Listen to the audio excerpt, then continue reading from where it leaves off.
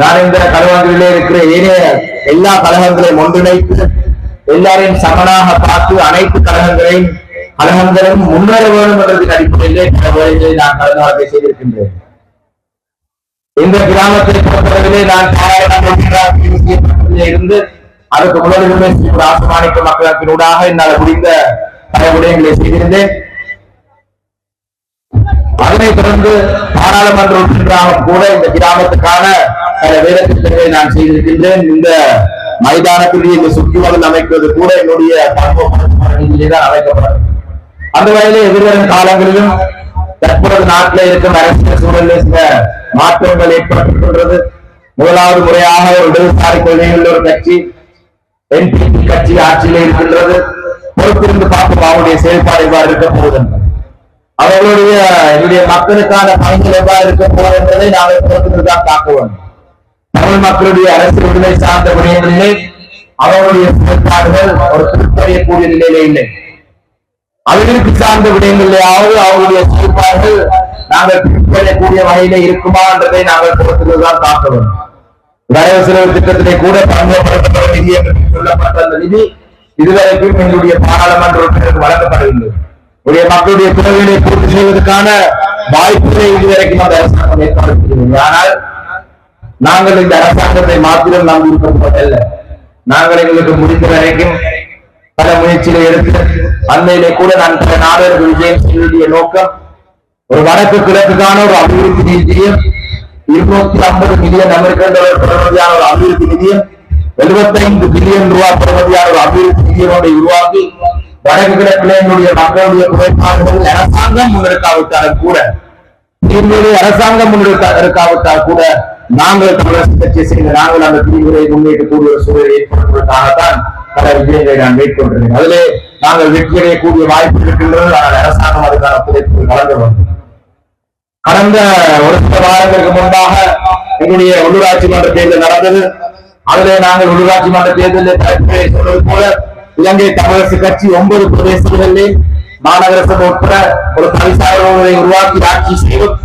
அதே போல எங்களுடைய ஓட்டமாவடி மற்றும் வேறாவது பிரதேசங்களிலே கூட நாங்கள் நேற்றுவர்தான் தனிசாராக வரக்கூடிய சூழல் இருக்கின்றது. அந்த வகையிலே கடந்த உள்ளூராட்சி மன்ற தேர்தலை பொறுத்தவரையிலே இலங்கை தமிழரசு கட்சிக்கு எனக்கும் ஒரு பாரிய வெற்றி கிடைக்கின்றது.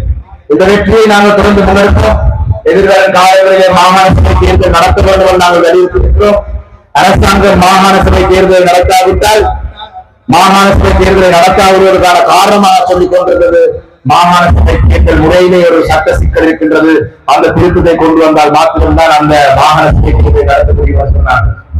ஜனாதிபதியும் சரி, அவைத்தலைவர் விமர்சனம் சரி, பல தலைவர்களிலே நாங்கள் அடுத்த வாரம் செய்வோம், இன்னொரு வாரத்திலே செய்வோம், இந்த சட்ட திருத்தத்தை கொண்டு வருவோம் என்று பல மாதங்களாக பொய்களை சொல்லி எங்களை ஏமாற்றி வந்தார்கள்.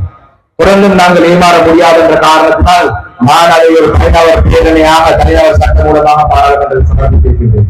இந்த தனிநபர் சட்டம் மூலமாக பாராளுமன்றத்தில் சமர்ப்பித்த இந்த சட்டம் மூலம் எதிர்வரும் மே மாதம் 5ஆம் தேதி முதலாம் வாசிப்புக்காக எடுக்கப்படுகின்றது.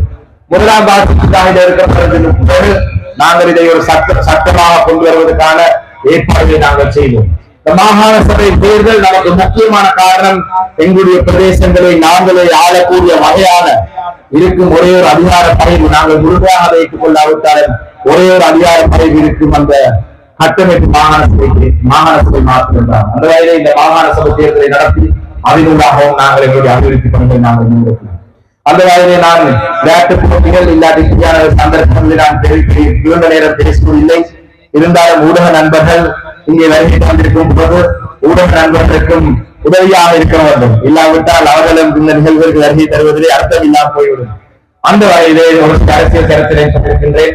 எப்பொழுதும் போல என்னுடைய உதவியும் ஆதரவும் இந்த கல்வாற்றிலே இருக்கும் 4 கழகங்களுக்கும் இருக்கும்.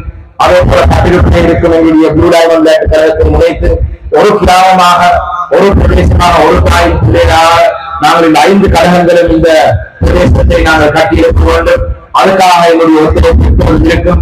அதே போலதான் ஒலிம்பிக் விளையாட்டு கழகத்திற்கும் என்னுடைய பாராட்டுகளை நான் இந்த விதத்தை தெரிவித்துக் கொள்கிறேன்.